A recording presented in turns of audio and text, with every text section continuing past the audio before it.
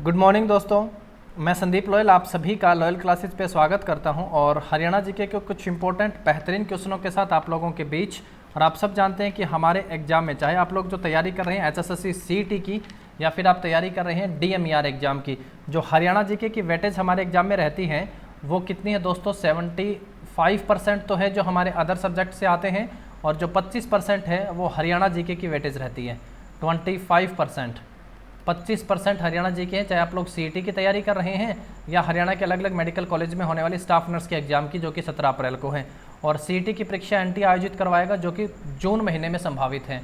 आसान से क्वेश्चन के साथ आज क्लास की शुरुआत करते हैं। सबसे पहला क्वेश्चन पूछा हुआ है, किस सरोवर का जल सतयुग से लेके आज तक कभी समाप्त नहीं हुआ है? सतयुग से लेके, एक मान्यता के अनुसार सतयुग से लेके आज तक जल समाप्त नहीं हुआ है। पहला ऑप्शन है ज्योतिसर सरोवर। दोस्तों ज्योतिसर सरोवर हरियाणा के कुरुक्षेत्र में है। दूसरा ऑप्शन है पुंडरिक सरोवर। पुंडरिक सरोवर भी हरियाणा के कुरुक्षेत्र जिले में पड़ता है। सनहित सरोवर ये भी हरियाणा के कुरुक्षेत्र जिले में पड़ता है। और ब्रह्म सरोवर भी कहाँ पे दोस्तों? ये भी कुरुक्षेत्र जिले में है। इसलिए कुरुक्षेत्र जो जिला है इसको धर्म नगरी के नाम से जानते हैं।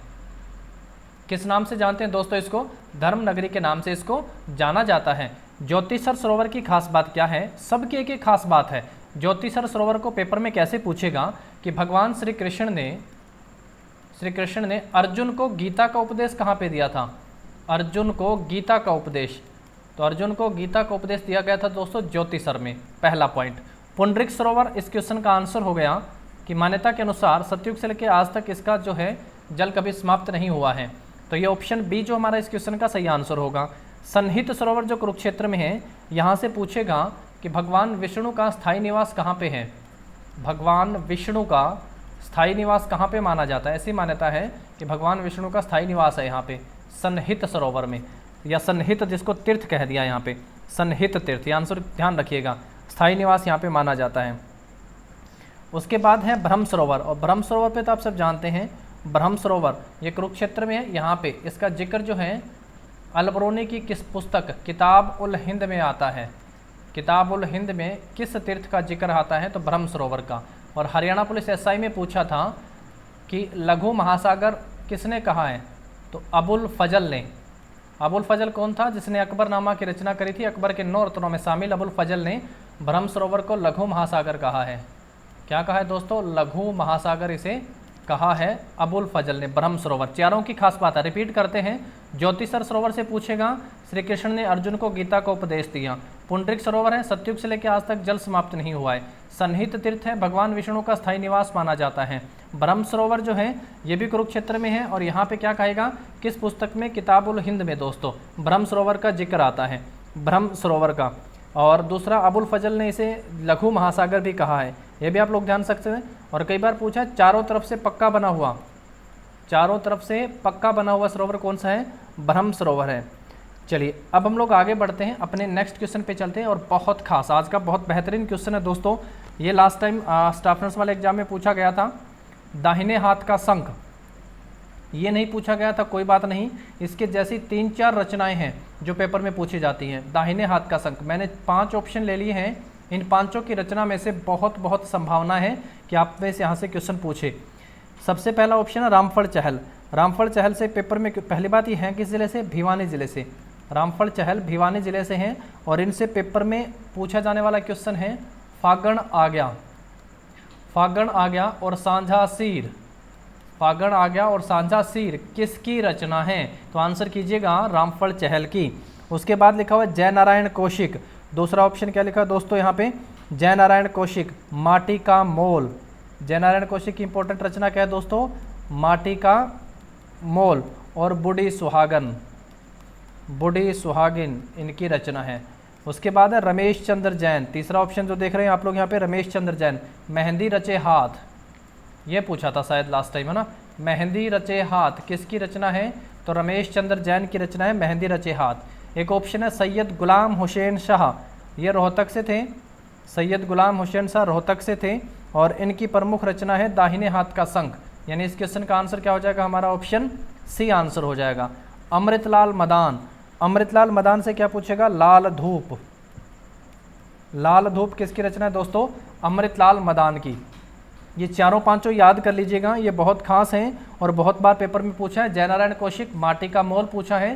रामफल सहल की सांझा सीर बहुत पूछी गई है। रमेश चंद्र जैन की मेहंदी रचे हाथ और सैयद गुलाम हुसैन की दाहिने हाथ का शंख। ये ध्यान रखेंगे आप लोग। आई होप, ऐसी उम्मीद मैं करता हूँ कि आप सब इन चीज़ों को बेहतरीन तरीके से पढ़ेंगे, याद करने की कोशिश करेंगे।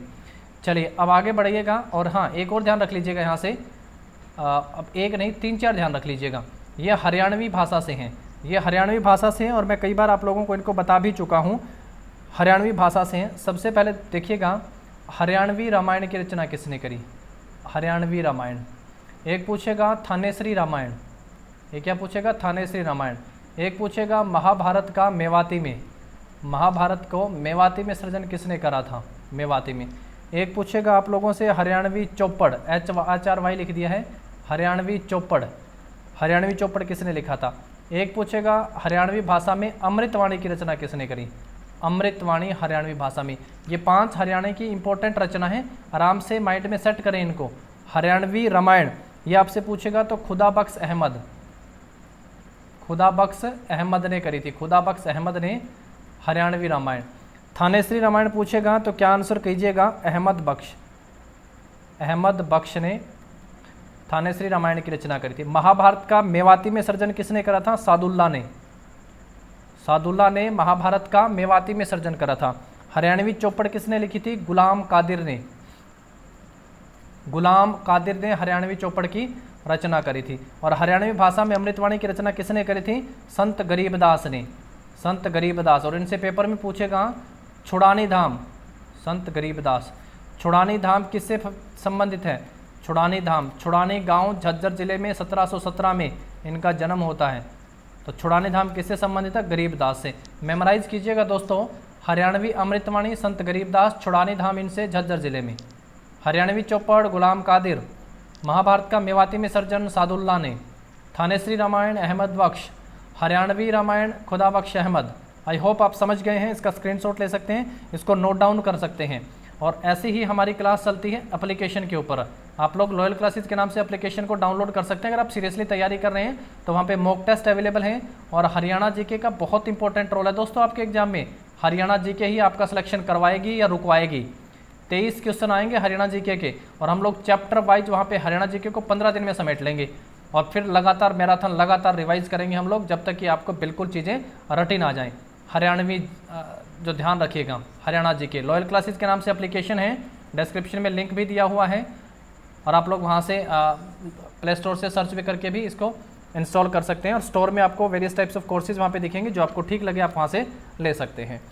नेक्स्ट क्वेश्चन देखिएगा इसके बाद, 2011 की जनगणना के अनुसार प्रति व्यक्ति आय में हरियाणा का कौन सा स्थान था? 2011 की जनगणना से आपके पेपर में 100% क्वेश्चन पूछा जाना है। 2011 की जनगणना में प्रति व्यक्ति आय में हरियाणा का दोस्तों तीसरा स्थान था। कौन सा? तीसरा। पहले स्थान पे था गोवा, पहले स्थान पे कौन सा था? गोवा। दूसरे स्थान पे कौन सा था? सिक्किम, दूसरे स्थान पे सिक्किम। ये राज्यों की बात हो रही है, राज्यों की। ऐसा ही पूछता है, अगर केंद्र शासित प्रदेश और मिला लेते यूटी, संपूर्ण भारत में पूछता तो 5वां स्थान होता, 5वां। इससे पहले दिल्ली और चंडीगढ़ की प्रति व्यक्ति आय जो है वो हरियाणा से ज़्यादा है, दिल्ली और चंडीगढ़। गोवा और सिक्किम 2 ऐसे राज्य हैं जिनमें ग्रामीण बैंक नहीं है, ग्रामीण बैंक नहीं है। हरियाणा का पहला ग्रामीण बैंक किस ज़िले में खुला था? भिवानी ज़िले में। कहाँ पे खुला था दोस्तों? भिवानी ज़िले में। गोवा सर्वाधिक नगरीकृत राज्य है, सबसे ज़्यादा नगर किस राज्य में है? तो गोवा राज्य में सबसे ज़्यादा नगर हैं, नगरीकृत बोल दिया जिसमें मतलब शहर हो। क्या आपको हरियाणा का पता है? लिखो, नोट डाउन करो फटाफट से। हरियाणा में मंडल पूछेगा, मंडल कितने हैं हरियाणा में? 6 हैं, मंडल हरियाणा में 6 जो आप जानते हैं। ज़िले कितने हैं हरियाणा में? 22। सबसे नवीनतम जिला चरखी दादरी है। सांसद हरियाणा से कितने आते हैं? 15।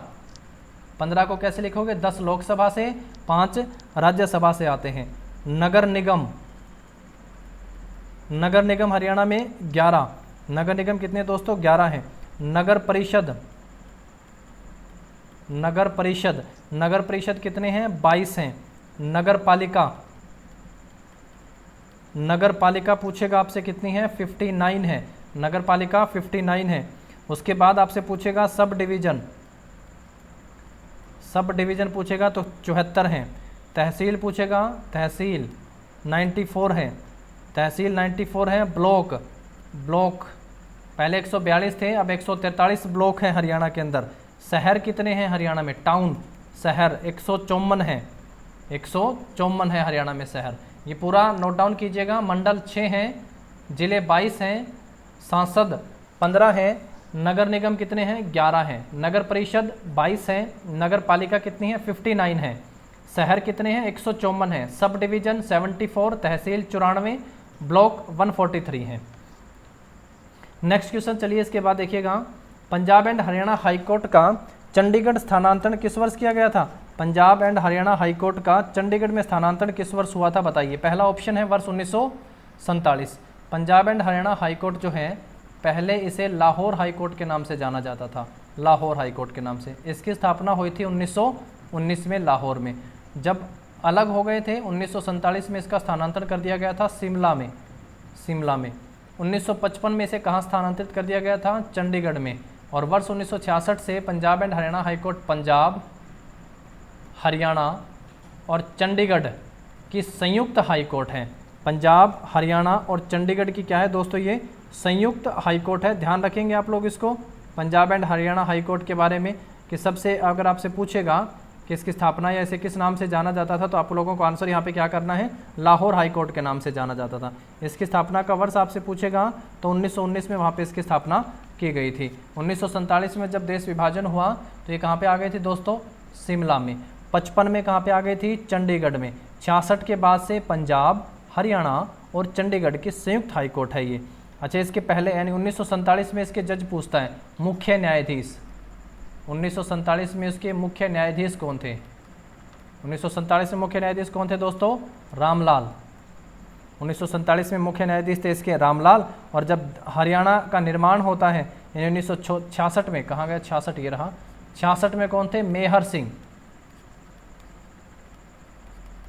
ये जज ध्यान रखेंगे। और वर्तमान में अगर आपसे पूछें कि पंजाब एंड हरियाणा हाईकोर्ट के जज कौन है, तो रविशंकर झा। क्या आंसर कीजिएगा? रविशंकर झा वर्तमान में पंजाब एंड हरियाणा हाईकोर्ट के मुख्य न्यायाधीश हैं। 1947 में कौन थे? रामलाल। 66 में कौन थे? हरियाणा के गठन के समय मेहर सिंह। वर्तमान में कौन है? रविशंकर झा है। चलिए अब आगे बढ़ें, इसके बाद नेक्स्ट क्वेश्चन पे चलते हैं।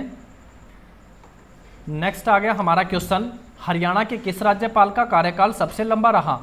राज्यपाल का कार्यकाल सबसे लंबा रहा था। पहला ऑप्शन है धर्मवीर हरियाणा के पहले राज्यपाल थे। हरियाणा के पहले राज्यपाल पूछेगा तो क्या आंसर करिएगा? धर्मवीर। सबसे लंबा कार्यकाल किसके रहा था? वीरेंद्र नारायण चक्रवर्ती। क्या नाम है? वीएन चक्रवर्ती या वीरेंद्र नारायण चक्रवर्ती आंसर आएगा। वर्तमान में कौन है दोस्तों? बंडारू दत्तात्रेय। वर्तमान में हरियाणा के राज्यपाल है बंडारू दत्तात्रेय। 18वां नंबर है इनका, 18th। एक बार आप लोग ये तो पूछेगा नहीं आपसे कि कौन है, कौन दूसरा, तीसरा, कौन है चौथा, ऐसा नहीं पूछेगा। वो आपसे पूछेगा या तो ये कि हरियाणा के पहले राज्यपाल धर्मवीर, सबसे लंबा कार्यकाल वीरेंद्र नारायण चक्रवर्ती, वर्तमान में कौन है? बंडारू दत्तात्रेय। कौन से नंबर के हैं ये? 18वें नंबर के हैं। एक लिस्ट पूरी देख लीजिएगा, लिस्ट देखिएगा कि हरियाणा के राज्यपाल, सिर्फ नाम पढ़ लीजिएगा। कई बार वो ये पूछता है कि निम्नलिखित में से कौन कभी हरियाणा का राज्यपाल नहीं रहा है, कौन कभी हरियाणा का राज्यपाल नहीं रहा है, वो बहुत ज़रूरी है। कई बार बहुत आसान आंसर देता है, जैसे ओम प्रकाश चौटाला दे देगा ऑप्शन में, तो वो नहीं रहे थे। और कई बार हमें पढ़ना पड़ता है, यानी जिसका देखा होगा, एक बार पढ़ा होगा ना, वो आंसर कर देगा उसका। नेक्स्ट देखो, भीमेश्वरी देवी का मेला हरियाणा के किस जिले में लगता है? भीमेश्वरी देवी का जो मेला है वो हरियाणा के किस जिले में लगता है? पहला ऑप्शन है झज्जर में, दूसरा ऑप्शन है पलवल में, तीसरा है कुरुक्षेत्र में और चौथा ऑप्शन है यमुनानगर में। झज्जर के बेरी में लगता है दोस्तों, झज्जर के बेरी में भीमेश्वरी देवी का मेला लगता है। कई बार सीधा आपसे पूछ लेता है देवी का मेला कहाँ पे लगता है या फिर भीमेश्वरी देवी का मेला। ध्यान रखिएगा दोनों, झज्जर जिला आंसर होगा ऑप्शन, बेरी भी ध्यान रखिएगा। नेक्स्ट है, अम्बाड़ा में सैनिक छावनी किस वर्ष बनाई गई थी? पहला ऑप्शन है 1843 में, 1806 में, 1841 में। तो अम्बाड़ा में जो सैनिक छावनी है दोस्तों वो 1843 में बनाई गई थी। असल में स्थानांतरित हुई थी ये कहाँ से? करनाल से। पहले करनाल में थी और फिर ये कहाँ पे स्थानांतरित हो गई थी दोस्तों? अम्बाड़ा में, बीमारी फैलने के कारण। 1806 आंसर करेंगे जब इससे पूछेगा कि करनाल में छावनी बनाई गई थी और दूसरा बैरकों का निर्माण किया गया था। इसके साथ साथ आप ध्यान रखेंगे जेम्स चर्च टावर ये भी कहाँ पे हैं, करनाल में है। ऐसी बातें पूछ ली थी HSSC ने कि इसकी हाइट कितनी है, 35 मीटर या लगभग 100 फुट आंसर कर देना। और एक और ख़ास बात आप ध्यान रख सकते हैं, आपसे पूछे कि ऑक्टर लोनी हाउस और एडम्स हाउस, ऑक्टर लोनी और एडम्स हाउस ये किस ज़िले में है, तो ये ऑक्टर लोनी और एडम्स हाउस करनाल में है। जेम्स चर्च टावर भी करनाल में है। कब बना था ये, 1806 में। छावनी भी पहले करनाल में थी, फिर इसे अम्बाड़ा में कब स्थानांतरित कर दिया गया था, 1843 में से स्थानांतरित कर दिया गया था।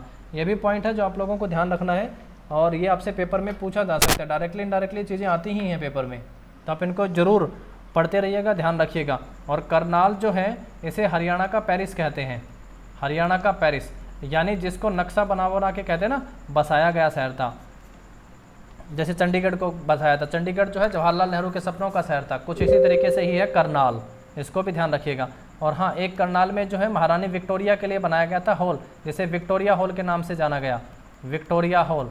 और महात्मा गांधी जी की मृत्यु के बाद यहाँ पे पहली सभा होती है और इसका नाम जो है महात्मा गांधी के नाम पर रख दिया जाता है, महात्मा गांधी, ये भी ध्यान रख सकते हो। नेक्स्ट है क्वेश्चन हमारा, बेनेटन समूह की एक औद्योगिक इकाई हरियाणा के किस जिले में है। थैले, जूते या कपड़े के बैग बनाने की इकाई है बेनेटन समूह। तो ये एक औद्योगिक इकाई हरियाणा के किस जिले में, गुरुग्राम, फरीदाबाद, भिवानी। तो ये किस जिले में दोस्तों, क्या आंसर करोगे यहाँ से आप इसका, तो ये हरियाणा के गुरुग्राम जिले में है, गुरुग्राम जिले में है। अच्छा, फरीदाबाद आपसे पूछे कि सबसे ज़्यादा उद्योग किस ज़िले में है, तो फरीदाबाद आंसर कीजिएगा। और सेकंड नंबर पे जो उद्योगों में आता है वो कौन सा ज़िला आता है, सेकंड सबसे ज़्यादा गुरुग्राम में आते हैं, ध्यान रखिएगा। और भिवानी से, यहाँ से आप ध्यान रख सकते हैं, सबसे पहले कपड़े की जो फैक्ट्री है, कपड़े की फैक्ट्रीज कर लेते हैं, सिंपल सा आप सब समझ जाएंगे। इससे मैं 3 बातें समझाना चाहूँगा ना, इसलिए मैंने कपड़ा लिख दिया है।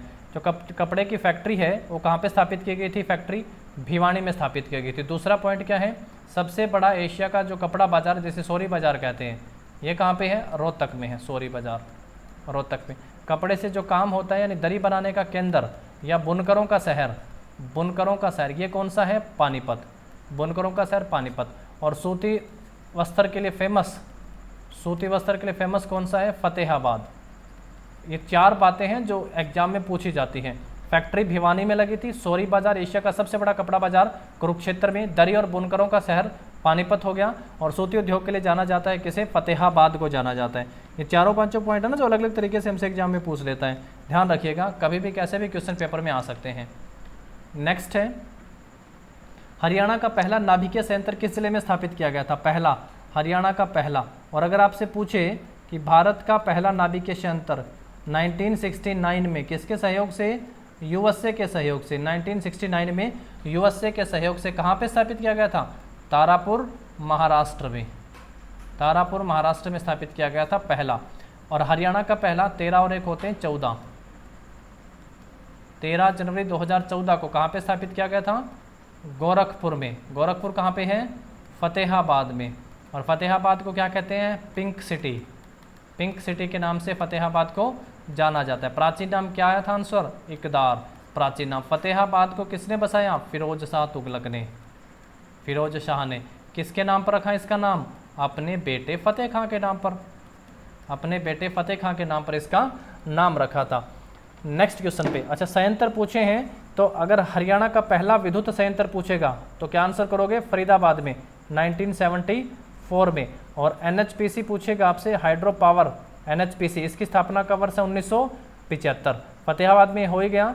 दीनबंधु सर छोटू राम के नाम से कहाँ पे दोस्तों, ये यमुनानगर में है। दीनबंधु सर छोटू राम विद्युत संयंत्र यमुनानगर में, सबसे छोटा है ये, 600 मेगावाट इसकी क्षमता है। ध्यान, इसकी खास बात और क्या है, पहला विद्युत केंद्र जिसे किसको सौंप दिया गया है, किसी निजी कंपनी को सौंपा गया, ध्यान रखेंगे। नेक्स्ट क्वेश्चन पे चलते हैं। इसके बाद, प्रधानमंत्री फसल बीमा योजना की शुरुआत किस वर्ष की गई। पहला ऑप्शन है प्रधानमंत्री फसल बीमा योजना 2016 में, 2015 में, 2017 में या फिर 2018 में। तो फसल बीमा योजना की जो अधिसूचना है प्रधानमंत्री है, तो केंद्र सरकार की एक योजना है, इसकी अधिसूचना जो है वर्ष 2016 में जारी की गई थी। और ये क्या है, एक बीमा है। तो बीमा के लिए प्रीमियम देना पड़ता है। बीमे के लिए क्या देना पड़ता है दोस्तों, प्रीमियम देना पड़ता है। प्रीमियम हो गया अलग अलग फसलों के हिसाब से, रबी की फसल अलग, खरीफ की फसल के लिए अलग, और जो बागवानी फसलें हैं या वाणिज्यिक फसलें हैं उनके लिए अलग।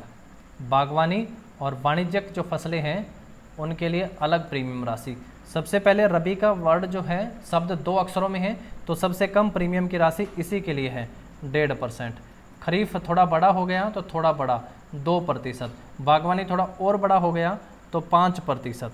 कितना दोस्तों, 5%। और इसमें ध्यान रखेंगे वाणिज्यिक फसल है कपास। कौन सी फसल वाणिज्यिक फसल होती है दोस्तों, कपास। कपास को हम लोग काउंट करते हैं खरीफ में, तो इसके लिए जो है प्रीमियम की राशि कितनी रखी गई है, 2% राशि प्रीमियम की इसके लिए रखी गई है। उसके बाद 2015 जो आप एक ऑप्शन देख रहे हैं ना, इसको ध्यान रखिएगा। 29 मई 2015 को प्रधानमंत्री के द्वारा मृदा स्वास्थ्य प्रबंधन योजना या मृदा स्वास्थ्य कार्ड योजना, मृदा स्वास्थ्य कार्ड योजना की शुरुआत की गई थी 29 मई 2015 को। 19 मई होगा यहाँ पे, 19 मई 2015 को इसकी योजना की शुरुआत की गई थी। ये ध्यान रखिएगा, इस योजना की शुरुआत हरियाणा से नहीं की गई थी, इसकी योजना की शुरुआत राजस्थान से हुई थी। और राजस्थान में कहाँ से शुरुआत की गई, सूरतगढ़ से। राजस्थान के सूरतगढ़ से इसकी शुरुआत की गई थी 19 मई 2015 को। नेक्स्ट क्वेश्चन देखिए इसके बाद, निम्नलिखित में से हरियाणा का कौन सा या हरियाणा राज्य का कौन सा प्रमुख इको पार्क है। प्रमुख इको पार्क कौन सा है दोस्तों, कलेश्वर वन्यजीव अभ्यारण्य, कलेश्वर वन्यजीव अभ्यारण्य, नाहर वन्यजीव अभ्यारण्य, सुल्तानपुर या छिलछिला। ये छिलछिला वन्यजीव अभ्यारण्य किस जिले में है, तो आंसर कीजिएगा, ये कुरुक्षेत्र जिले में है, कुरुक्षेत्र में। सुल्तानपुर कहाँ पे है, तो ये है गुरुग्राम जिले में। कहाँ पे दोस्तों, गुरुग्राम में। नाहर वन्यजीव अभ्यारण्य कहाँ पे है, रेवाड़ी में। नाहर वन्यजीव अभ्यारण्य रेवाड़ी में। कलेश्वर वन्यजीव अभ्यारण्य कहाँ पे है, यमुनानगर। कहाँ पे दोस्तों, कलेश्वर यमुनानगर में है। प्रमुख इको पार्क कौन सा है, सुल्तानपुर राष्ट्रीय उद्यान प्रमुख इको पार्क है। ऑप्शन सी इस क्वेश्चन का सही आंसर हो जाएगा। एक चीज़ कि अभ्यारण्य के रूप में इसको सबसे पहले किसने इसकी डिस्कवरी करी थी, तो नाम ध्यान रखेंगे, पीटर जैक्सन ने। किसने करी थी, पीटर जैक्सन ने इसकी डिस्कवरी करी थी अभ्यारण्य के रूप में। और 1971 में इसकी पक्षी विहार के रूप में स्थापना हुई थी। 71 में पक्षी विहार बनाया गया था और सलीम अली पक्षी विहार के नाम से इसे जाना जाता है, सलीम अली पक्षी विहार। 1972 में इसे जलीय जीव हेतु आरक्षित किया गया था। अब अगर आप लोगों ने कल की क्लास देख ली थी तो आप लोग इस क्वेश्चनों को आंसर को आसानी से कर पा रहे होंगे। ये चीज़ें आप लोगों की रिवाइज हो रही होंगी, ध्यान रखेंगे हम लोग। Peter Jackson, Salim Ali, 71, 72 eco park हो गया है। सुल्तानपुर और दूसरा बताया था आप लोगों को एक यहाँ पे भिंडावास, सुल्तानपुर और भिंडावास। सुल्तानपुर और भिंडावास जो हैं ये रामसर वेटलैंड या रामसर आर्द्र भूमि में शामिल हैं, रामसर आर्द्र भूमि वेटलैंड में ये शामिल है। नेक्स्ट क्वेश्चन है इसके बाद, किस नदी का उद्गम स्थल हरियाणा के उद्गम नहीं होना चाहिए था यहाँ पे, कौन सी नदी हरियाणा के काला अम्ब नामक, अम्बाड़ा के काला अम्ब नामक स्थान से प्रवेश करती है। कौन सी नदी हरियाणा में काला अम्ब नामक स्थान से प्रवेश करती है। पहला ऑप्शन है मारकंडा नदी। कौन सी दोस्तों, मारकंडा नदी। ये लास्ट टाइम पेपर में पूछा था, मारकंडा नदी। इसका प्राचीन नाम पूछा था। मारकंडा का प्राचीन नाम क्या है दोस्तों, मारकंडा नदी का प्राचीन नाम है अरुणा। दो नाम है जो आपसे प्राचीन में वो पूछता है, एक तो इसका ध्यान रख लीजिएगा मारकंडा का, और एक चेतांग नदी का ध्यान रख लीजिएगा। चेतंग लिख देता है, कई बार चेतांग लिख देता है। चेतंग नदी का प्राचीन नाम क्या है, ध्वस्तती। ध्वस्तती जो है चेतांग नदी का प्राचीन नाम। ये दो नाम प्राचीन ध्यान रखिएगा आप लोग, और मारकंडा का और चेतांग का। अच्छा, मारकंडा नदी जो है हरियाणा के काला अम्ब नामक स्थान से, ये काला अम्ब एक पानीपत में भी है और एक अम्बाड़ा में भी है, तो अम्बाड़ा वाले से एंटर करती है मारकंडा नदी। तो ऑप्शन जो होगा आपका यहाँ पे ये सही आंसर हो जाएगा, ऑप्शन ए। यमुना नदी कहाँ से एंटर करती है, कलेश्वर से। कलेश्वर कहाँ पे है, यमुनानगर में। घग्गर नदी कहाँ से एंटर करती है हरियाणा में, कालका से। कालका कहाँ पे है, पंचकुला में। और टांगरी नदी जो वो कहाँ से आती है, मोरनी की पहाड़ियाँ। मोरनी की पहाड़ियाँ कहाँ पे दोस्तों, पंचकुला में। और हरियाणा की सबसे ऊंची चोटी, हरियाणा की सबसे ऊंची चोटी का नाम क्या है, करहो चोटी है। कई बार लिखा होता है 1514 मीटर ऊंचाई है इसकी, कई बार आ जाता है 1467 मीटर ऊंचाई है, दोनों ध्यान रखना। हरियाणा की सबसे ऊंची चोटी कौन सी है? करहो चोटी। कहाँ पे है? मोरनी की पहाड़ियाँ, जिला पंचकुला। और दूसरी अरावली की पहाड़ियों में पूछता है आपसे, ये शिवालिक में हो गया, अरावली में पूछेगा तो अरावली में आंसर कीजिएगा ढोसी की पहाड़ी। ढोसी की पहाड़ी ये कहाँ पे है? नारनौल के कुलताजपुर गांव में है, नारनौल में। इसकी ऊंचाई कितनी है? 652 मीटर इसकी ऊंचाई है, 652 मीटर। च्यवन ऋषि ने यहाँ पे काफ़ी साल जो है तपस्या की थी। चलिए आंसर हो गए हमारा यहाँ पे। नेक्स्ट क्वेश्चन पे चलते हैं। इसके बाद हरियाणा के किस जिले की सीमा हिमाचल प्रदेश के साथ नहीं लगती है?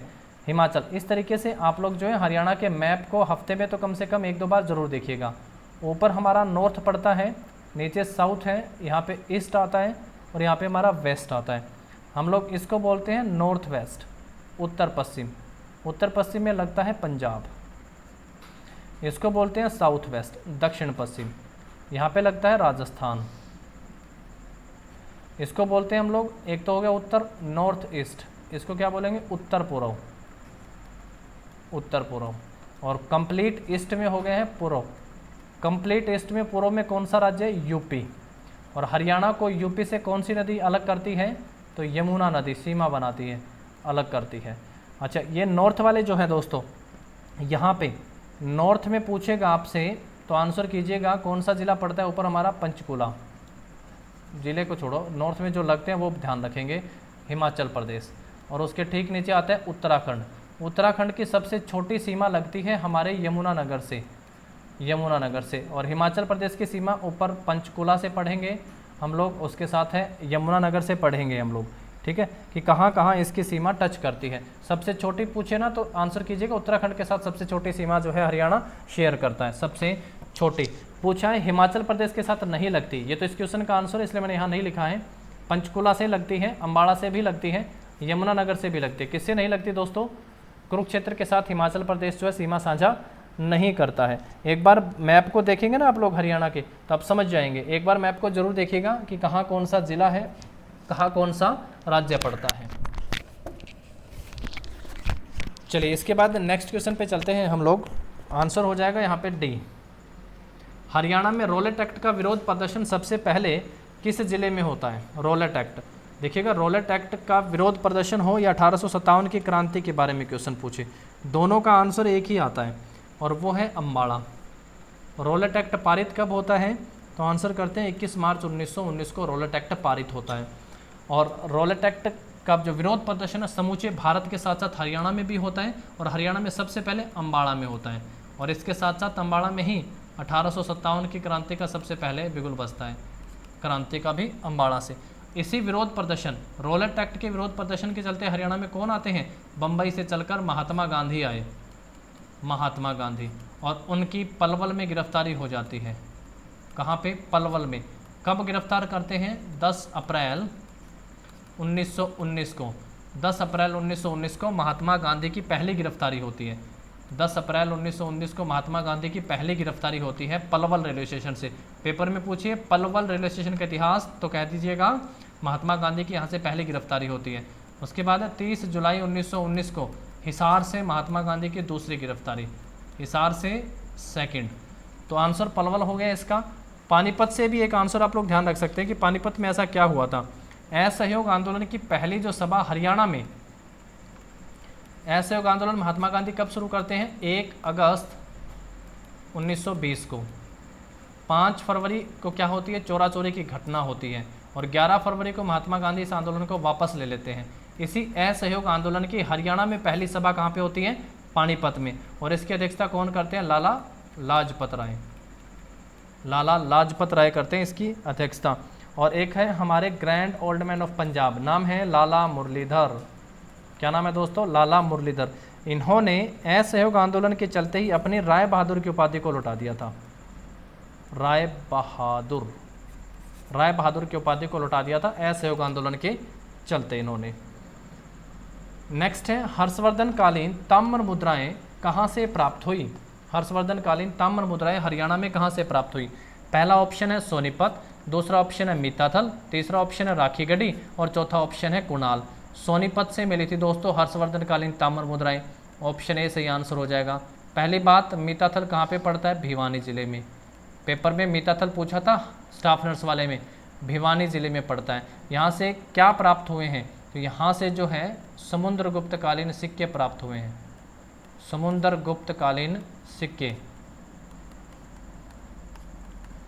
समुद्रगुप्तकालीन सिक्के कहाँ से प्राप्त हुए दोस्तों? तो ये भी मीताथल भिवानी से प्राप्त हुए।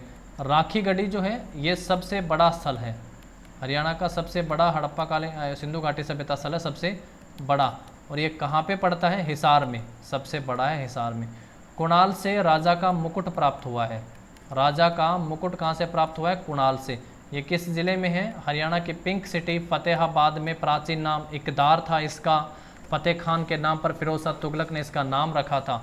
और फतेहाबाद में पड़ता है भिडाना, एक है तिगड़ाना भिवानी में, और एक है भिडाना।